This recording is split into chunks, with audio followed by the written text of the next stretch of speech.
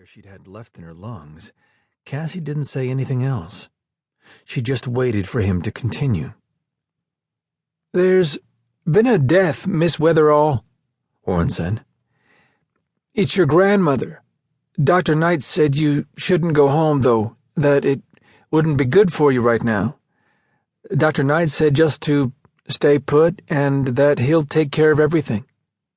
But Orrin was talking to himself because Cassie punched the last of the bears aside, got to her feet, and ran to her room to pack.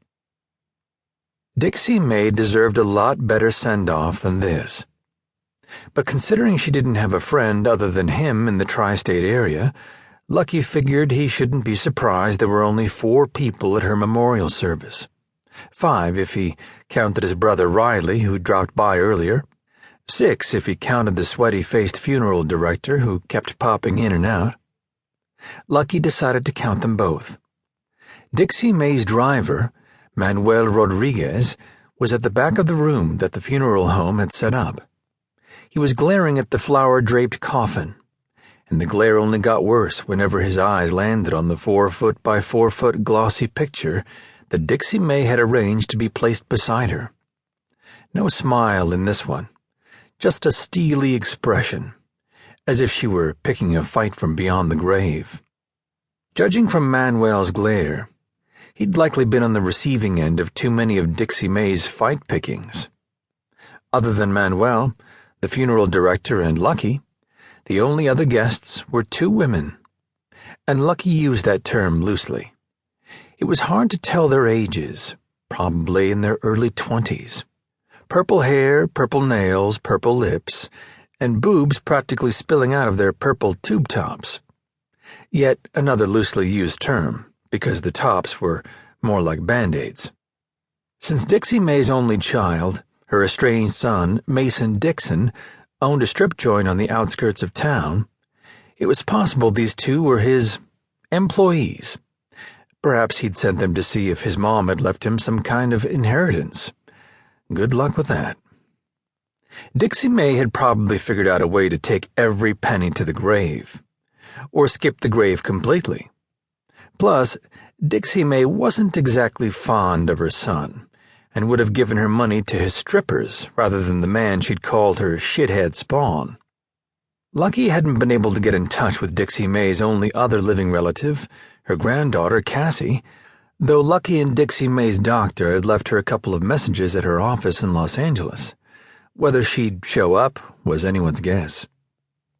He heard someone come in and turned, hoping it was a mourner who'd make this memorial service actually look like one. But it was only his twin brother, Logan. Logan and he were identical in looks, but that was where any and all similarities ended. Logan was the responsible, successful tycoon who ran the family business, McCord Cattle Brokers, and had been in charge of it since their parents had been killed in a car wreck 14 years ago. Lucky was the screw-up. Considering their older brother had been an Air Force Special Ops super troop and his sister was the smartest woman in Texas, it meant all the good family labels had been taken away. Screw-up suited him just fine. Fewer expectations that way. After having a short chat with Manuel, Logan came to the front where Lucky was standing. Even though Logan ran a cattle brokerage company, and ran it well, of course, there were no bullshit smells coming from his boots that thudded on the parquet floor. With his crisp white button-up shirt and spotless jeans, he looked as if he were modeling for the cover of Texas Monthly magazine. Logan had done exactly that, a couple of times. "Are those Mason Dixon's girls from the strip club?" Logan hitched his thumb to the pair in the back. Lucky shrugged. "Don't know for sure. I introduced myself when they arrived, but the only response I got was a grunt from one of them." He'd been afraid to ask anything else since even the smallest movement might cause those tube tops to explode.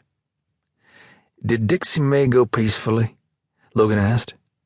"As peacefully as Dixie May could ever go anywhere. Thanks for coming. She would have appreciated it." "No, she wouldn't have. But I didn't come here for her. Are you okay?" The funny thing about having an identical twin was being able to look into